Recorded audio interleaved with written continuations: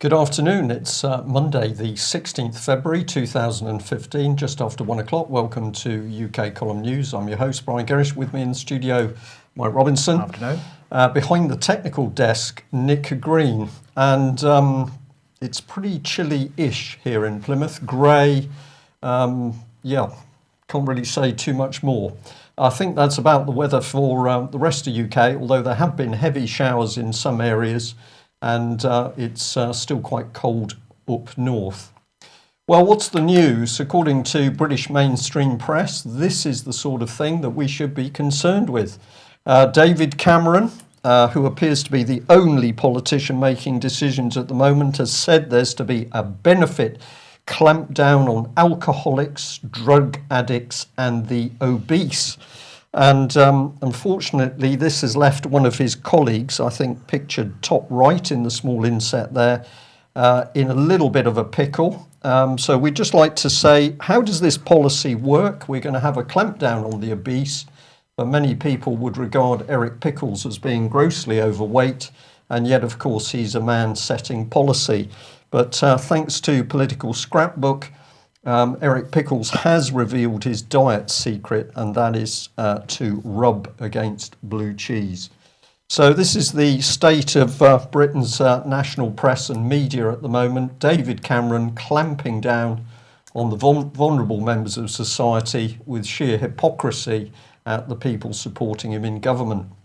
Meanwhile, in the background, this is what is really going on. And we have now information that Melanie Shaw, the vulnerable child abuse survivor from Beechwood Beechwood Children's Home in Nottingham, is back in the private prison in Peterborough. We understand that she arrived there after being arrested. Well, we think that's the correct term, but Nottinghamshire police broke into her home once again and detained her. But at the moment, it's not clear whether Melanie Shaw went through a court procedure before she was placed back in Peterborough prison. So picture of Melanie there outside of, Westminster. I was going to say, I was looking for the word, Mike. Some form of democracy there in Westminster. But where is Melanie? Well, she is in Peterborough prison. These are her details. Her prison number is A4126DE. And the address is Peterborough Prison, Savile Road, Peterborough, PE37PD. Now, many people are saying to us, what can we do? And we are saying it's up to millions of people in this country to put support where it's really due.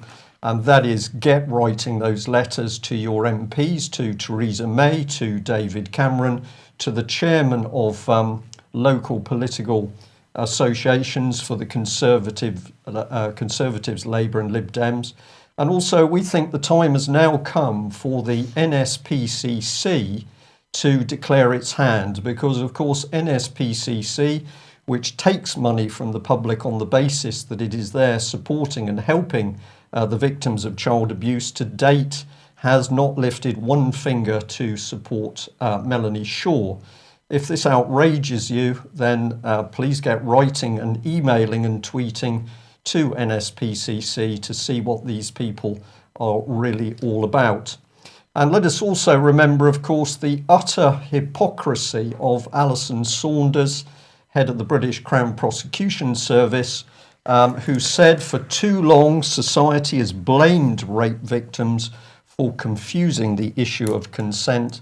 This is the lady whose teams from the Midlands put Melanie in prison in the first place. And of course, Nottinghamshire Chief Constable Chris Eyre, a very big wheel with the private police company ACPO, whose officers have consistently harassed, frightened and threatened Melanie since she has been at home following the court hearing. So despicable stuff, but as far as David Cameron's concerned, he's flat out to put more pressure on the vulnerable, hungry and needy. Well, we should mention Britain's officer class, an area of great concern to me personally as we watch senior military people betray Britain.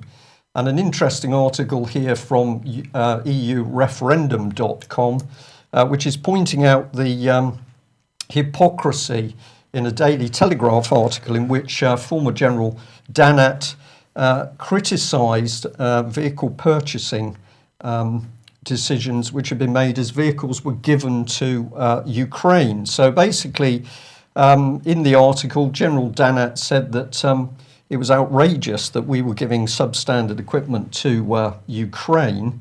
But in the EU referendum article, in great detail, they show, of course, that under the command of General Dannatt, the British Army was consistently having to make do with the very same inadequate vehicles. So a double-edged sword there, quite a hard attack on the policies of General Dannatt, but also on the crass reporting of the Telegraph. And it's pointed out by EU referendum that journalist Patrick Sawyer, who reports on Ukraine and military matters, it says his most recent output has been stories on Downton Abbey and sperm donation. So here is the Daily Telegraph in the gutter press, inaccurate articles written about serious things to do with the military. Okay, well, so we're allowed to pass military. Okay, he's saying that they're poor quality military material across to Ukraine, but Russia isn't allowed to do that. But nonetheless, the allegations are there that they have been doing that. And unfortunately, for one US senator at least, these allegations have turned out to be a little bit embarrassing. So here is one of the photographs showing, according to Senator James Inhofe, showing Russian troops in T-72 tanks, BTR armoured personnel carriers and BMP infantry fighting vehicles entering eastern Ukraine, except they weren't, because this photograph and a whole bunch of other photographs that were presented to the Senate last week were in fact from the South Ossetian War in 2008. Well, it really was a bit embarrassing for Senator Inhofe. The Ukrainian parliament members who gave us these photographs in print form, as if it came directly from a camera, really did themselves a disservice. He says, well, perhaps he did himself a disservice by presenting these as evidence at a Senate hearing. So these were Chechen photos that were actually... No, Georgian, yeah. Beg your pardon, yeah. So I was furious to learn, he said, that one of the photographs provided now appears to be falsified from an AP photo taken in 2008. But he goes on to say, it doesn't change the fact that there is plenty of evidence Russia has made advances into the country with T-72 tanks and that pro-Russian separatists have been killing Ukrainians in cold blood. So if he had all this evidence and presented, but he has to rely on fake photographs. Well, it's a bit like evidence for weapons of mass destruction or evidence of chemical weapons in Syria. The government, British American government, spew out the propaganda, but we are just to believe it. You don't need the evidence, just believe us. We'll come on to the BBC a bit later. Yeah. So in the meantime, following last week's ceasefire and the various talks between the four, Putin, Poroshenko here, and the Merkel and Hollande, well, David Cameron had to get his oar in over the weekend, so he was making a telephone call over to Poroshenko. And according to a Downing Street spokesperson, the Prime Minister called President Poroshenko this afternoon, that's yesterday, to discuss the situation in eastern Ukraine. Both leaders expressed concern about the situation on the ground. While the level of fighting has lessened considerably since the ceasefire came into force at midnight, there have been multiple violations, in particular around the town of Debaltseve. They agree on the importance of both sides respecting the ceasefire. They discussed what role the United Nations Security Council could play in supporting the ceasefire, and agreements reached in Minsk in September 2014 and February 2015, and agreed on the importance of underlining Ukraine's territorial integrity, and they agreed to stay in touch in the coming days. But of course, what nobody is talking about is some of these, shall we say, Nazi, or at least neo-Nazi groups that are at work in Ukraine. They are the sort of destabilizing influence here. So you've got Poroshenko's forces on one hand, you've got the allegedly pro-Russian forces on the other hand, but you've got this third force in Ukraine at the moment, and nobody in the mainstream media is discussing what they're up to. And so who is actually firing the weapons that are being fired, which are allegedly in breach of this ceasefire at the moment?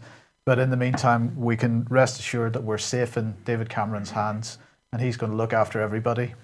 What's remarkable, Mike, is of course we've got British GCHQ that's receiving millions of pounds worth of extra funding.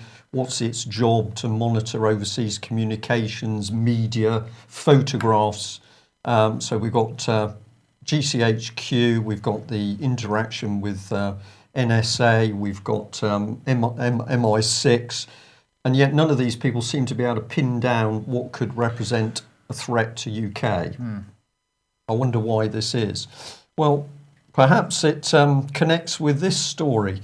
UK column predicted that when the new Queen Elizabeth class aircraft carriers came into service, the likelihood was that there would be insufficient British personnel to man them, and we would have to use foreigners, and in particular the French. Well, here we are with the Daily Mail. Defence cuts leave Royal Navy so short of personnel it has to borrow engineers from the US Coast Guard. And the story goes on to say that Americans will start work on board Type 23 frigates. This is going to be in Portsmouth. They're going to have 36 of these people working by 2016.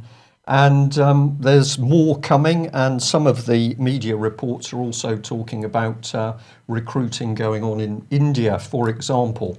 Well, let's focus on this in its proper sense. The First Sea Lord here, Admiral Sir George Zambellis, has had a lot to say in this article. Let's have a look and see what this gentleman's been saying. He's welcomed the move. He says the professional maritime partnership between the US and the UK is one without equal. This latest initiative strengthens its authority further still. The Royal Navy already enjoys a successful collaboration with the US Coast Guard as we fight the war on drugs. But this agreement takes our partnership to the next level and beyond, and I warmly welcome that. It is quite true that the Royal Navy is under significant manpower pressure and key specialist skills to meet today's commitments. This is a recognised leadership and management challenge that is part and parcel of the Royal Navy's renaissance. I've put that in yellow because I'd like people to remember it. We are working to meet that challenge, but also to chase the opportunities it offers, but I do not expect it to throw us off track. So I think we'll just read the last two again. This is a recognised leadership and management challenge that is part and parcel of the Royal Navy's renaissance. We're working to meet that challenge, but also to chase the opportunities it offers. But I do not expect it to throw us off track. Well, what he's saying with great pride, if you could just leave that one up, please, Nick. Just top right, I've added there. He's added that the Royal Navy can't function without overseas aid. So here we've got the First Sea Lord admitting that one of the key military organisations can't fulfil its role, and to leave the nation without defence is treason. So I'm wondering whether what we're actually witnessing here by the Ministry of Defence is misprision of treason. We've got people who knowingly or unknowingly are actually driving the country into a position where it can't defend itself. So some very dangerous constitutional issues, I think. Yes, and indeed, speaking of treason, here we've got Graham Allen, MP, speaking on the Politics Home website. Get Carta, he says, and this is, of course, referring to the film, Michael Caine film. So what is he suggesting? That there's some similarity between Magna Carta and that type of activity that featured in that film. Sorry, I can't, the word has escaped me at the moment. Anyway, so he is the chair of the Political and Constitutional Reform Committee, and he is calling on David Cameron to commission a new Magna Carta. Now, we've talked about this before, and what he says here is, unlike most Western democracies, we don't have a written constitution setting out the rules and principles that govern our country. Instead, our rulebook has developed gradually over time and is not collected together in one document. So he wants everything collected together in one document. So what would a new Magna Carta mean for the people? He says, we would have a real political reference book which people could refer to, citizens could own and be proud of. Our country's rule book could be in your pocket, clearly setting out the principles and rules we live by. The people could decide what political rules they wanted, to vote directly for the Prime Minister, to have an elected second chamber, greater powers for local councils. All of these questions could be answered in a new constitution decided by the people ultimately in a referendum. So that's really wonderful what he's suggesting, isn't it? But he finishes off by saying it is vital that in this year of celebration for the 800th anniversary of Magna Carta, we look forward to the future, not just back at the past. Magna Carta is one of the greatest constitutional documents and has shaped British democracy as we know it and influenced the constitutions of many democracies around the world. But this ancient document is now of largely historical significance.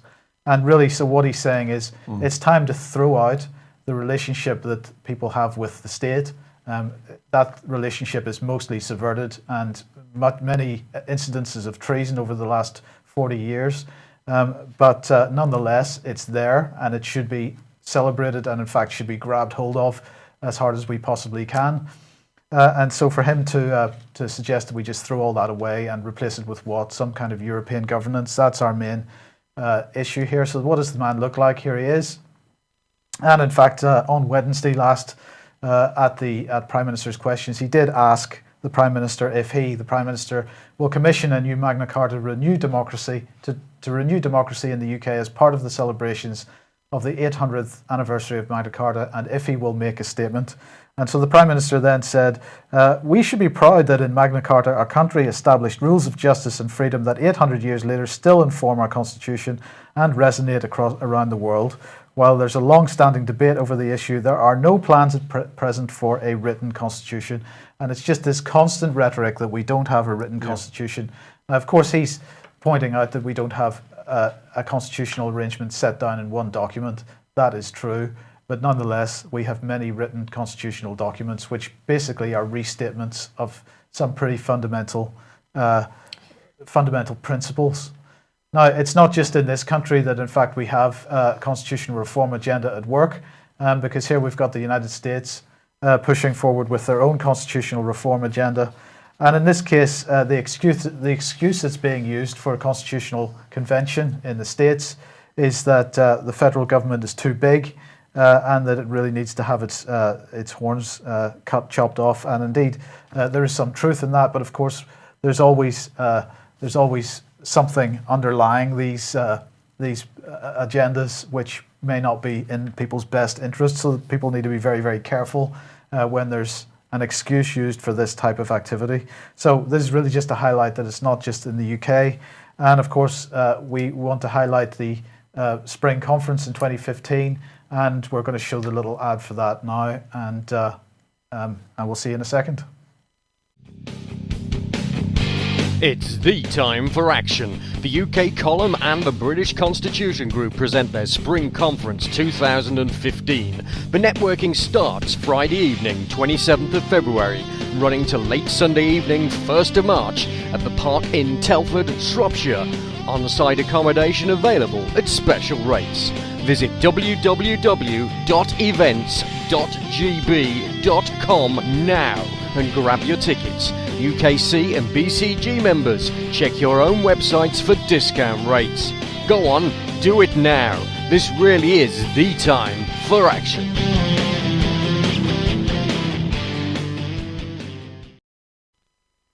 Okay, so HSBC, the scandal rumbles on. It amuses me that the most corrupt bank in history is becoming the poster boy for tax evasion. This is the least of their crimes, I would have said. Nonetheless, it's worth highlighting a couple of points here. Over the weekend, HSBC published an apology from Stuart Gulliver in a few of the Sunday papers. And here's what he said. He said, "Dear all, for many of our loyal customers, shareholders and hardworking colleagues, the recent media coverage about past practices at our Swiss private bank and the financial affairs of some of our Swiss private bank clients have been a painful experience." He goes on to say, "We must put the recent media coverage in context. A former employee of the Swiss private bank stole data more than 8 years ago. So it was him that did wrong, not the bank, clearly. Major UK outlets have focused on approximately 140 names included in the stolen data. Many of the people mentioned have no allegation of wrongdoing against them whatsoever, but have been named simply because they're well-known individuals. He went on to say the media has been mentioning a number of 100,000 clients. At its peak, the Swiss private bank had about 30,000 clients. He says, we're implementing the new global regime, the Common Reporting Standard, which is supposed to be which is supported by 98 countries and comes into force from 2016. So this is about tax reporting.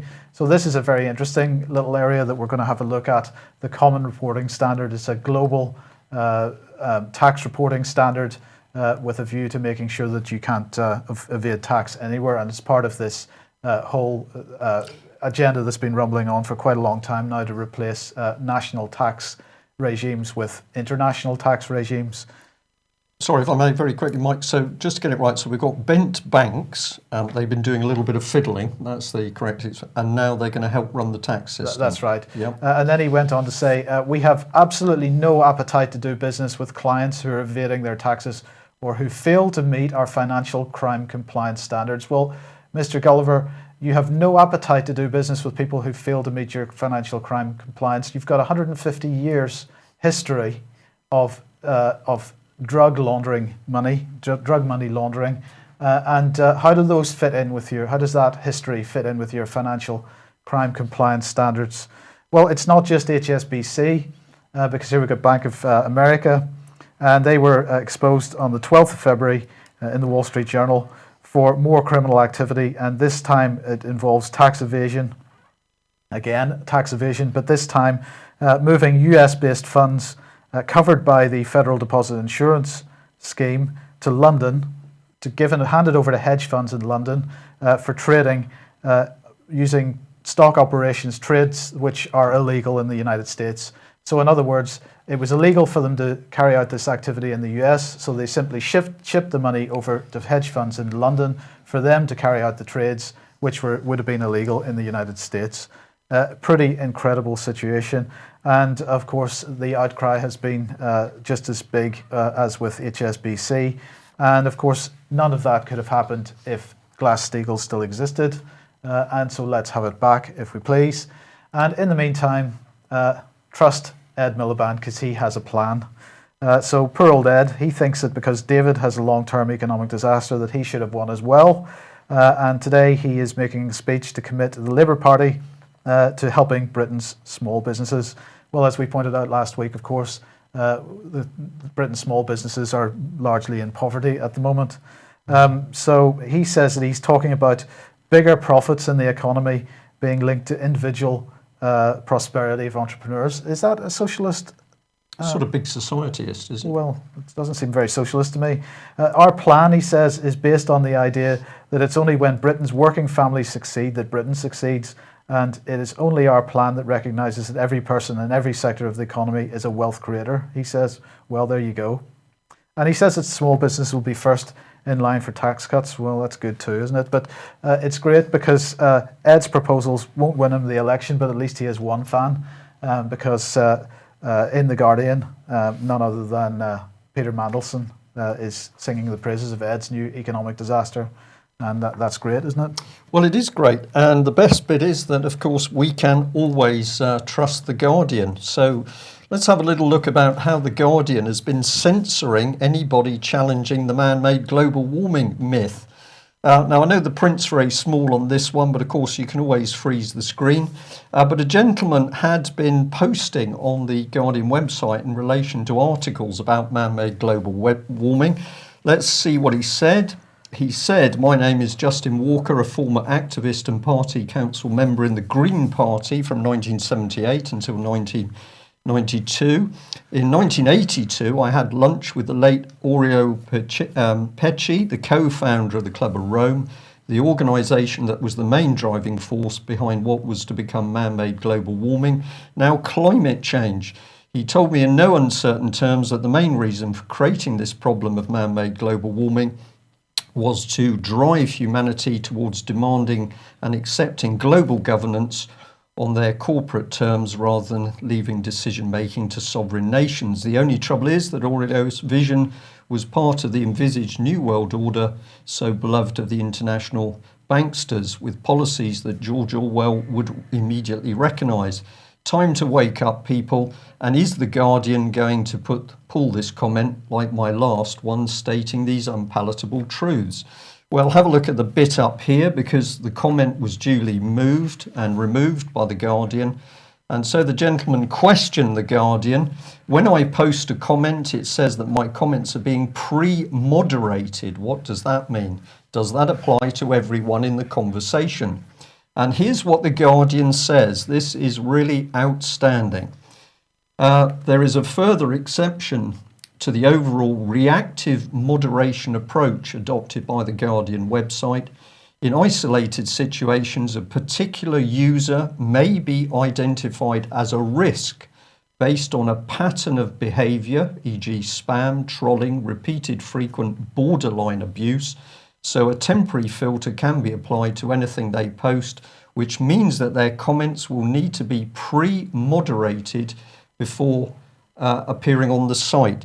So here is The Guardian saying that if you dare to challenge man-made global warming, you are a risk, you are a threat, and they are going to apply thought crime, and you're going to be edited off The Guardian site.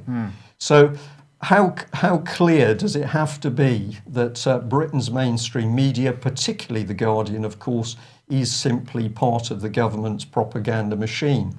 And that brings us nicely to the BBC. This little article came through, and the person who sent it to us said, "Watch out, because it's talking about putting court processes online." Here we are. Low-value civil court cases in England and Wales could be dealt with by an online dispute system. And the Civil Justice Council said setting non-criminal cases of less than 25,000 online would reduce the expenses. So we got the lie of austerity now affecting the justice system. But have a look at this. Professor Susskind said the model was remarkable and could be used in a similar way in the civil court system, which was now too costly, too complex, too slow. Well, who is this man? Well, he's IT advisor to the Lord Chief Justice. And in fact, if you go and have a look at his personal website, which I encourage you to do, you will see this man is involved in everything from the British government to very big business. So the BBC trying to tell us that we've got effectively an independent opinion here. What we've got is the British government saying what should actually happen. So if we can just come back main thing, I'm just going to make a small correction to some of the slides, and let's just have a look. We'll come into that one here, I think. I make no apologies for doing this. You just don't get the service on the BBC, but live on UK Column News, we amend the programme live. What is the justice system really? Let's have a look north of the border, and we've got a remarkable post here, a diary of injustice in Scotland, and what it's saying is that Scotland's judicial watchdog has been reporting an ermine world of racism, bullying, conflicts of interest and secret tape recordings made by judges out to dodge scrutiny. It is a remarkable report getting to the heart of the fraud and corruption in the Scottish system. And this was also sent in to us this morning. No declaration of interest for Scottish judges who are above the law. And at the moment, there's a motion being pushed through the Scottish Parliament that Scottish judges should declare their interest. Currently, they don't. But we couldn't help but notice that in the text here, it says, just as with Scotland, New Zealand judges do not have to declare their interest. And I believe I'm correct in saying we've got a New Zealand judge who's just been appointed as head of the child abuse panel. So she doesn't have to declare her interests, so we don't know whether she's got any interests, and therefore we don't know whether she's independent or not. Correct. Well, let's have a look at this one, because the Scottish Sun has produced a fantastic expose on fraud and corruption allegations in hedge fund banking in Scotland, but also linking to Scotland's most powerful law firm, Levy and Macrae. And if we have a look at the detail of this is the article. It says a top law firm has been hit with a multi-million pound writ linked to a finance company at the centre of a fraud investigation. And Ernst & Young are the liquidators for Heather Capital hedge fund, and they've got a multi-million claim against Levy and Macrae solicitors, where one of the lead partners, Sheriff Peter Watson, was also a director of Heather subsidiary Gregory King. And this may, of course, explain why Peter Watson left Levy and Macrae in a hurry a few months ago, disappeared into the system. Nobody heard of him. Well, we just like to remind people that in February 2010, Peter Watson, acting for Eilish Angelini QC, then Lord Advocate of Scotland, threatened the UK column over our coverage of Holly Gregg child abuse and Robert Greene. The letter caused us outstanding alarm and distress, which we did report back to them. But we also noticed that, of course, UK column was not under Scottish law. This is the abusive letter that was sent to us. And interestingly, it was signed by Peter Watson himself. And he stated very clearly in that letter that he was acting for Eilish Angelini QC, the Lord Advocate of Scotland.